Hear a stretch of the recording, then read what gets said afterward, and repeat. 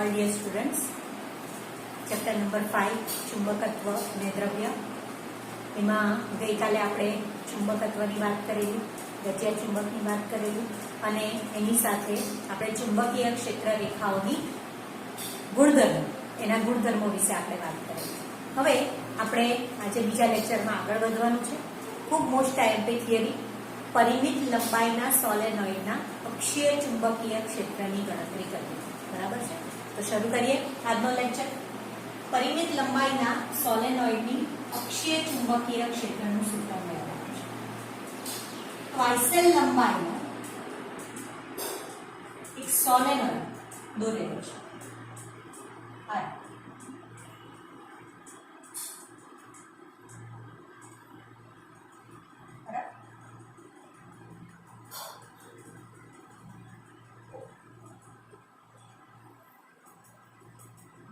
સોલેનોઇડની લંબાઈ કેટલી છે?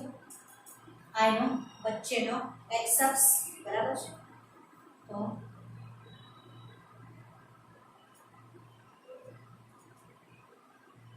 આની અક્ષ, એની લંબાઈ, પહોળાઈ જે છે એ જેટલી છે અને આખો સોલેનોઇડ જે છે એ વાઇસેલ લંબાઈ છે. બરાબર? એટલે આપણે લખી શકીએ કે સોલેનોઇડમાં એકમ લંબાઈ દીઠ આંટાઓની સંખ્યા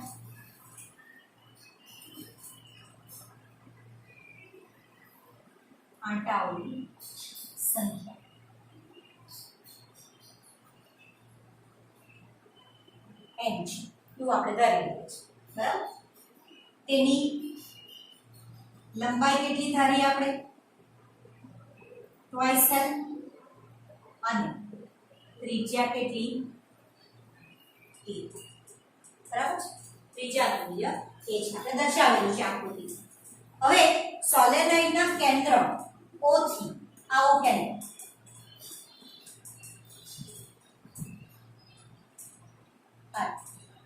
O થી x જેટલા અંતરે આવેલું ધારો કે કોઈ બિંદુ P છે અને આ P બિંદુએ મારે ચુંબકીય ક્ષેત્ર શોધવું છે. આપણે કીધેલું છે કે અક્ષીય ચુંબકીય ક્ષેત્રનું સૂત્ર મેળવવાનું.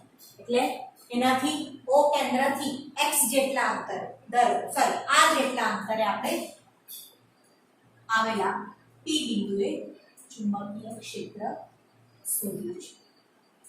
બરાબર? ચાલો, આટલું અંતર x બરાબર પ્લસ અને આટલું અંતર x બરાબર માઇનસ. બરાબર? એટલે આપણે આખી લંબાઈ જે છે x બરાબર વાયસેલ જેટલી. હવે આપણે શું કરીએ છીએ કે આ કેન્દ્ર O થી x જેટલા અંતરે ધારો કે કોઈ વર્તુળાકાર ખંડ, જેને આપણે કહીએ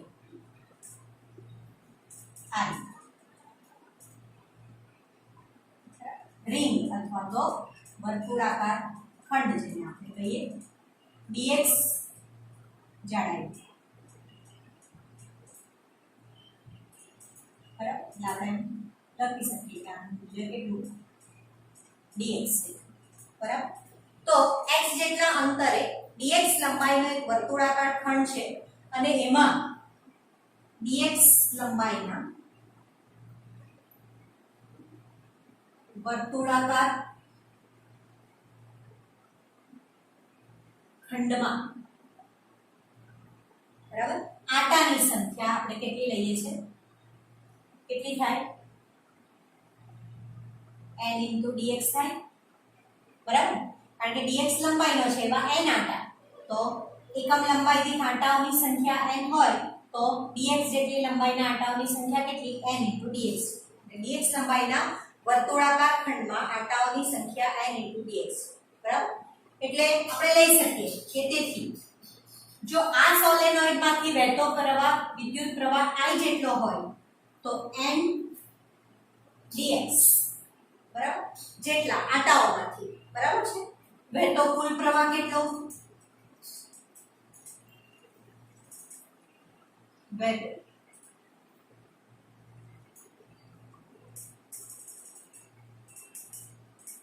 कुल विद्युत प्रवाह बराबर n dx into i ને લખો તો પણ ચાલે ટોટલ વિદ્યુત પ્રવાહ કુલ વિદ્યુત પ્રવાહ જે છે કેટલો છે n dx into i કેટલો છે હવે આપણે ચુંબકીય ક્ષેત્રનું મૂલ્ય શોધ્યું બરાબર તો આ વર્તુળાકાર ખંડ છે એ વર્તુળાકાર ખંડ વડે ઉદ્ભવતું ચુંબકીય ક્ષેત્ર આપણે ભણી ગયા D બરાબર dB બરાબર આવું સૂત્ર ચોથા ચેપ્ટરમાં μ0 ni a² ના છેદમાં 2 x² + x² રેઝ ટુ 3/2 તમને સૂત્ર કદાચ યાદ હશે સમીકરણ નંબર એને 1 આપી દીધી dB બરાબર μ0 ni a² ના છેદમાં 2 x² + a² રેઝ ટુ 3/2 અહીંયા કેપિટલ N કુલ આંટાઓની સંખ્યા એટલે અહીં કેપિટલ N બરાબર કેટલી n * dx ને લખી દે કુલ આંટાઓની સંખ્યા 4 x બરાબર કેટલું આખું જે મૂલ્ય છે આ અને આટલું x તો આપણે જો dx શોધવું હોય તો r - x થાય આ r - x જેનું મૂલ્ય કેટલું r - x જેટલું સ્ક્વેર હોય તો r - x આપવાનો માટે ઉપરના સમીકરણમાં કિંમત મૂકો dB બરાબર μ0 ni a² ના છેદમાં 2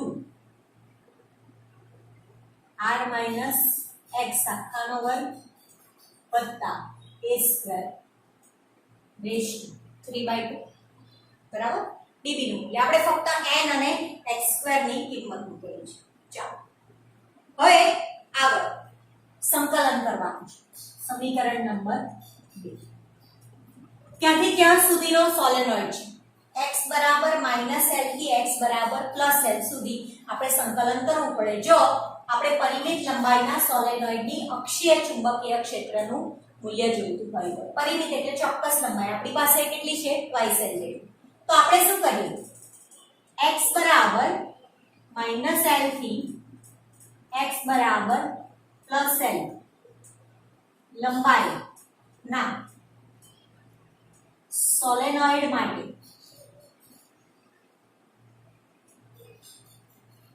અક્ષીય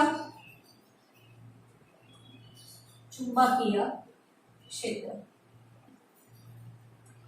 B બરાબર dB આપણને ખબર છે તો એ એક વિદ્યુત પ્રવાહ ખંડને કારણે ઉદ્ભવતું ચુંબકીય ક્ષેત્ર છે તો આપણે સમગ્ર માટે લઈએ સમગ્ર લંબાઈ માટે તો -l થી +l into dB dB ની કિંમત મુકાઈ કેટલી B બરાબર -l થી +l μ0 ni a²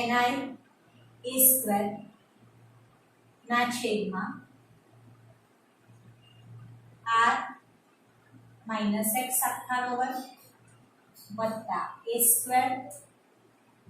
rays two 3/2 બરાબર b = આપણને આટલું મળ્યું ચાલો શું વસ્તુ આમાં અચળ છે તો μ0 ni a²/2 આટલા પદો અચળ છે એટલે આપણે એને બહાર લઈ શકીએ એનું સંકલન થાય નહીં μ0 અચળ n અચળ i વિદ્યુત પ્રવાહ અચળ અને a ત્રિજ્યા પણ અચળ /2 છેદમાં 2 જે છે બરાબર એને આપણે આ તો સાથે પદ છે એટલે એને આપણે અત્યારે ગણતરીમાં નહીં લેશું આટલું પદ જે છે આપણે બહાર કાઢીશું બહાર લઈ લઈએ b બરાબર જે બહાર લેવાનું છે પદ પહેલા લખીએ μ0 n i a²/2 -l થી +l 1/r -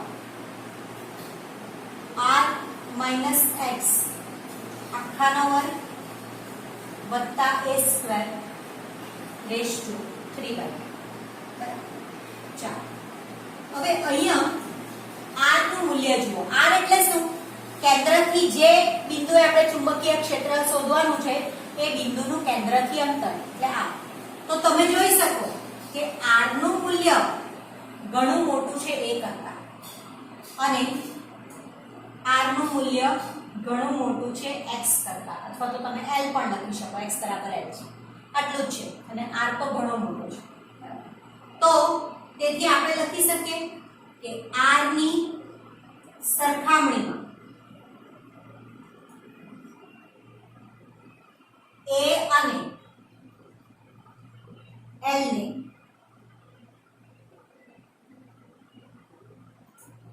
અવગણતા. બરાબર.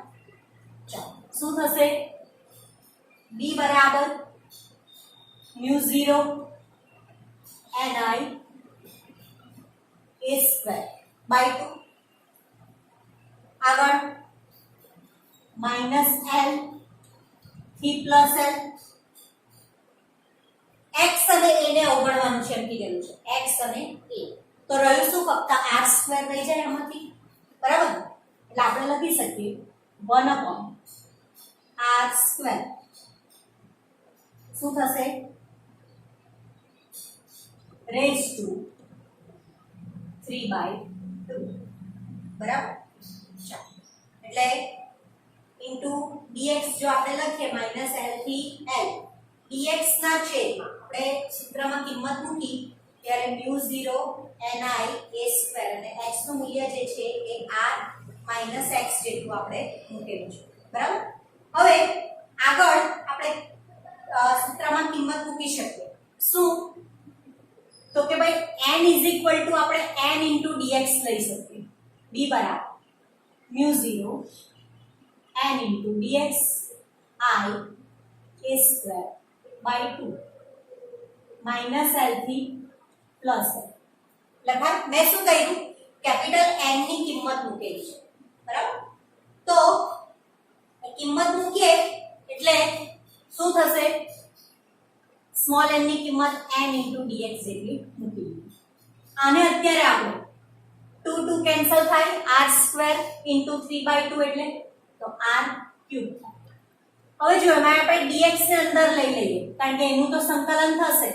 માટે b બરાબર μ0 ni a સ્ક્વેર ના છેદમાં 2 r ક્યુબ ને બહાર લઈ લો એટલે 2r ક્યુબ સંકલન માઇનસ l થી પ્લસ l dx લખાય. ચાલો સંકલન કરીએ. b બરાબર μ0 ni a square upon 2r cube into x minus l થી પ્લસ l. આ તમારી લિમિટ છે અને dx નું સંકલન કેટલું થાય? x. શું થશે? તો આપણે પૂછી નાખીએ μ0 ni a સ્ક્વેર ના છેદમાં 2r ક્યુબ. અપર લિમિટ પહેલા એટલે l x ની જગ્યાએ માઇનસ લોઅર લિમિટ પછી એટલે માઇનસ l. એટલે આ કેટલું થયું? 2l. બરાબર. એટલે μ0 સ્મોલ n I 2l. જો એટલે b બરાબર μ0 n twice l I by 2 a square ના છેદમાં r cube. μ0 n I twice l ના છેદમાં 2 a સ્ક્વેર ના છેદમાં r ક્યુબ. બરાબર. આપણે એને એક સમીકરણ નામ આપી દઈએ. કેટલામું સમીકરણ આવેલા? લગભગ આપણે ત્રીજું સમીકરણ જે આવ્યા હોય નંબર આપે. b બરાબર આટલું મૂલ્ય આપણને મળેલું છે. ચાલો હવે સોલેનોઇડની મેગ્નેટિક મોમેન્ટ વિશે વાત કરીએ. તો સોલેનોઇડની મેગ્નેટિક મોમેન્ટ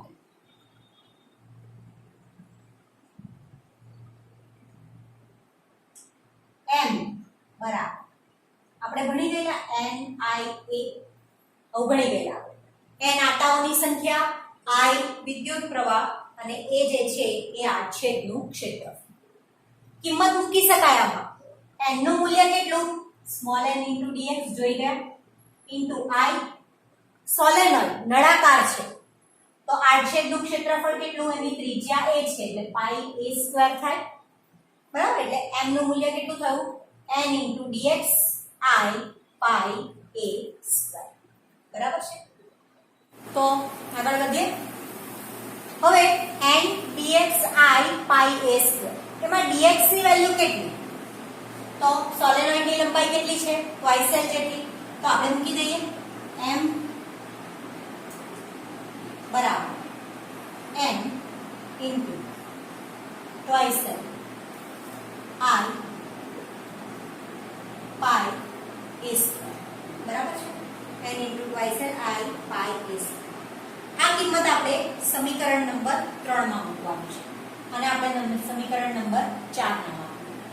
તો સમીકરણ 4 ની કિંમત સમીકરણ 3 માં મૂકતા અને સમીકરણ 3 માં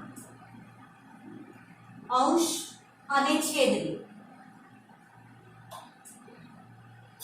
બરાબર, અંશ અને છેદને શેમાં? પાઈ વડે ગુણવાનું છે. બે કામ એક સાથે કરવાના છે. બરાબર. ચાલો, તો આપણે પહેલા શું કરીએ કે પાઈ વડે ગુણી પણ નાખીએ અને કિંમત પણ મૂકી દઈએ. જો n twice l i pi a², n twice l i a², ફક્ત પાઈ નથી એટલે આપણે પહેલા પાઈ વડે એને ગુણી નાખીએ. તો b બરાબર μ0 n twice l i pi a². પાઈ વડે ગુણેલું છે એટલે છેદને પણ ગુણવાના છે. લખીએ 2 pi r3. બરાબર. ચાલો, હવે આટલા બરાબર કેટલા? n into twice l i pi a² બરાબર કેટલા? સમીકરણ 4 માં તેનું મૂલ્ય સ્મોલ n છે એટલે આપણે લખી દઈએ સ્મોલ n. એટલે હું લખી શકું b બરાબર μ0 n. લખાય μ0 n. આખું પદ જે છે સમીકરણ 4 પરથી n twice l i pi a² ના છેદમાં 2 pi into r. બરાબર. આને પણ એક સમીકરણ નામ આપી દઈએ, સમીકરણ નંબર 5 μ0 n ના છેદમાં twice pi r3. બરાબર. ફરી પાછું સમીકરણ 5 માં અંશ અને છેદને બે વડે ગુણતા. ઉપર નીચે બંનેને બે વડે ગુણીએ છીએ.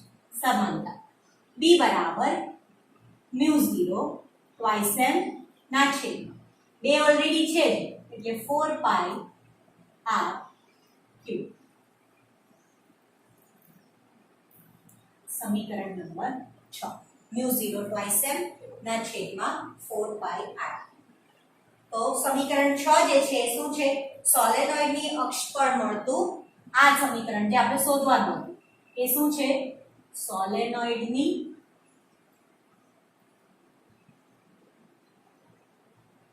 અક્ષ પર મળતું અક્ષીય ચુંબકીય ક્ષેત્ર છે. આપણે જે શોધ્યું કે d બરાબર μ0 twice n ના છેદમાં 4 pi r. બરાબર. એક અજ્યા ચુંબકના અક્ષીય ચુંબકીય ક્ષેત્ર જેવું છે. આપણે ફક્ત આ શોધવાનું છે, સોલેનોઇડની અક્ષ પર મળતું અક્ષીય ચુંબકીય ક્ષેત્ર. મોસ્ટ આઈએમપી થિયરી વિદ્યાર્થી મિત્રો. બરાબર. આ પાઠમાં 3 માર્કના એમસીક્યુ પૂછાય છે. બરાબર. મેં તમને નોટ્સમાં લખેલું છે 3 માર્ક્સના એમસીક્યુ કુલ ગુણભાર 5 છે. બરાબર.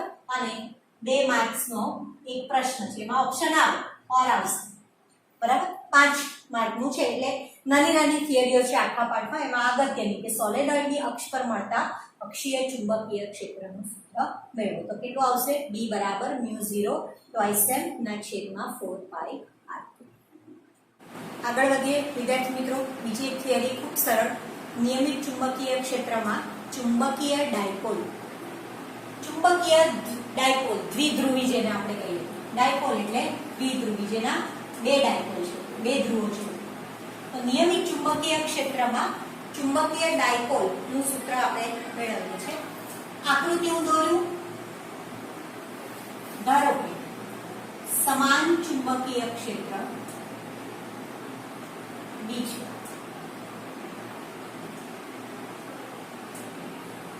આ સમાન ચુંબકીય ક્ષેત્ર એમાં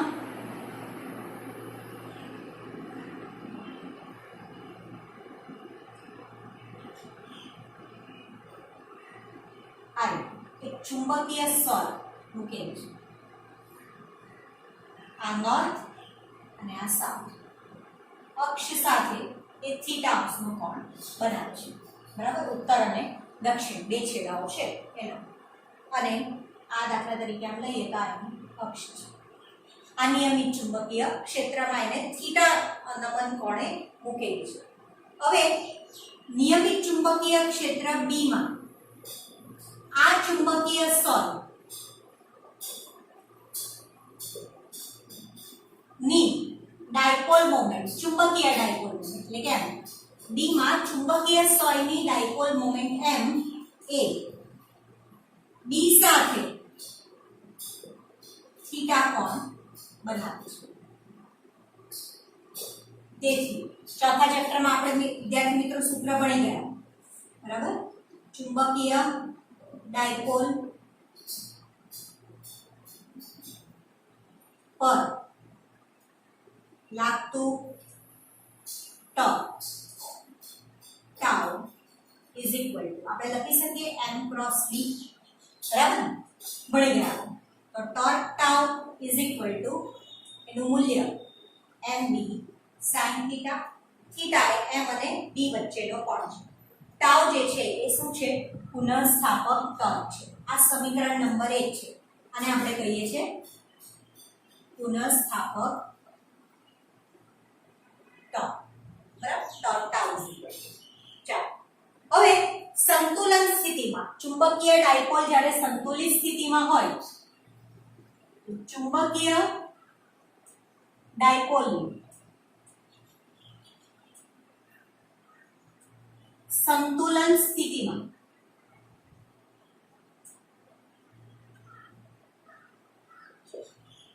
torque tau is equal two સૂત્ર યાદ છે 11મા ધોરણમાં પણ ભણી ગયા ચાક ગતિ માટે જેવી રીતે F બરાબર ma આપણે રેખીય ગતિમાં લીધેલું એવી રીતે ચાક ગતિમાં બળનો ભાગ ટોર્ક ભજવે દળનો ભાગ જડત્વની ચાક માત્રા ભજવે અને રેખીય પ્રવેગનો ભાગ કોણીય પ્રવેગ ભજવે બરાબર એટલે આ સૂત્ર ત્યાંથી આવ્યું F બરાબર ma પર ચાક ગતિ માટે ચુંબકીય ડાયપોલ ચાક ગતિ કરે છે થીટા અંશના કોણ તો સંતુલનમાં હોય ત્યારે torque tau is equal to minus alpha I alpha થાય ટોર્કનું મૂલ્ય કેટલું mb sin થીટા સમીકરણ નંબર 1 પરથી બરાબર minus i alpha d square theta by dt square બરાબર minus i d square theta by dt square લખાય ચાલો એને જો પ્લસ લખું i d square theta by dt square ને જો પ્લસ લખું તો આ માઈનસ થઈ જાય